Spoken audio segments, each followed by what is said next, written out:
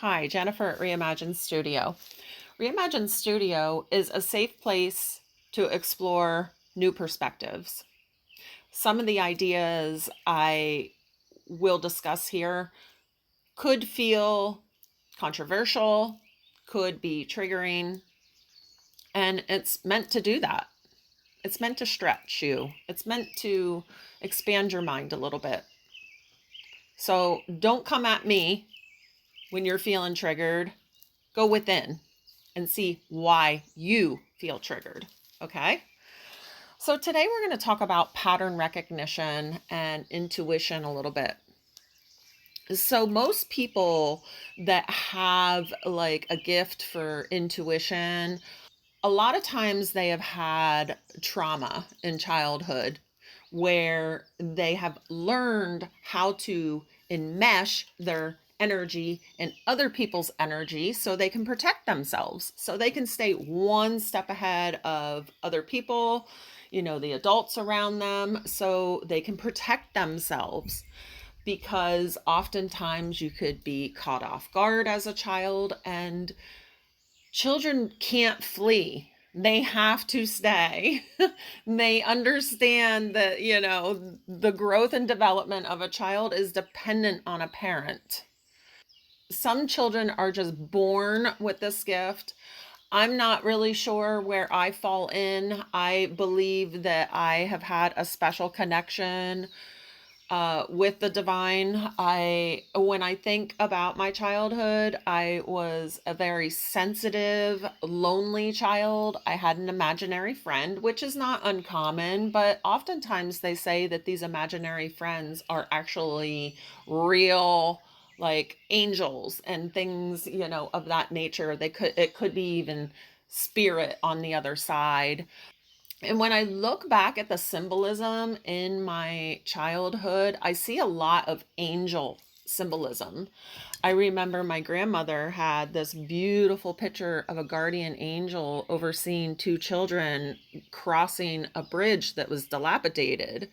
And I remember looking at that picture and asking for my own guardian angel. Whew, my apologies. My grandmother holds a soft spot in my heart. I was the first grandchild.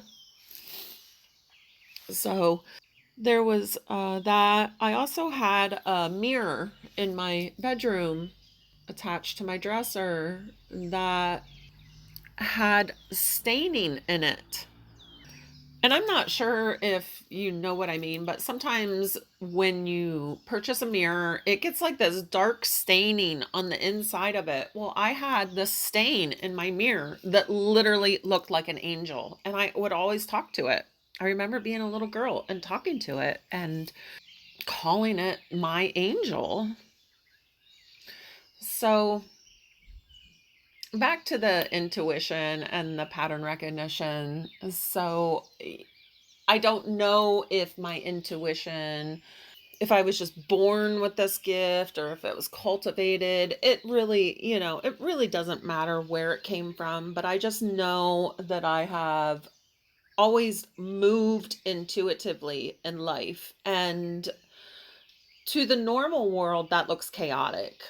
It's really just moving based on a feeling and a knowing, and then when you see the outcome, that is where you start to recognize patterns, and you're like, oh yeah, I did the right thing. So that feeling was right.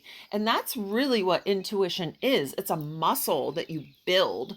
It's not any type of like system where you're like, okay, I'm gonna trust my intuition, and like you just like, sorry for not being able to like clearly define the difference between intuition and logic, but let's talk about it a little bit. Intuition is just pattern recognition. I will give a quick example of how I have been able to hone my own pattern recognition. I can literally walk into a room and scan the entire room with one sweep of my eyes, and I can give you a picture of precisely what is going on. I can see the person that bent over to whisper. A person may have held their gaze on me for a second longer than could have, than should have been. And then they turn towards somebody and whisper. Immediately know they're saying something. Um, there's also, where somebody can hold a gaze with you for an extended period of time. That tells me a certain something about an individual. There's just so many behaviors where when you start clocking these things and you see what happens time and time and time again, that is when you start to build this muscle of intuition. So it can look confusing to other people when you just pop off out of nowhere and you're just like, hey, I'm sensing this. What's going on? They might be like, what are you even talking about? Well, when you've seen it 1,000 times before, that's all you need to know. Standing solid within that has always kind of been a little bit of a problem for me because I just get into this, maybe I'm overthinking it a little bit, but it's funny because it always ends up turning out right. So I sense energy shifts as well. Like I can walk into a room and know kind of what happened or what is going on in that space. I can feel it, I can sense it. And then I also have the ability to shift the energy in the room purely with my presence. And I know some people out there, I know I have haters. I can feel their energy. And I know people are in the shadows, listening and projecting onto me. And that's okay. I'm spiritually protected. I don't worry about people that can't see me clearly because people that can't see me clearly cannot see themselves clearly. I'm not going to profess that I know exactly why my energy does this, but I've come up with a few different hypotheses about why I have this unique energy signature. And I believe it's because one, I'm open hearted. I lead with my heart. Two, I'm authentic.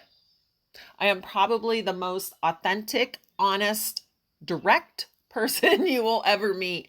And that really scares the shit out of people. People are like, I have never dealt with somebody so frank, so in your face, and they're like, I hide nothing. And I really have a deep love and compassion for other human beings. I can deeply witness other human beings on levels that they haven't ever experienced.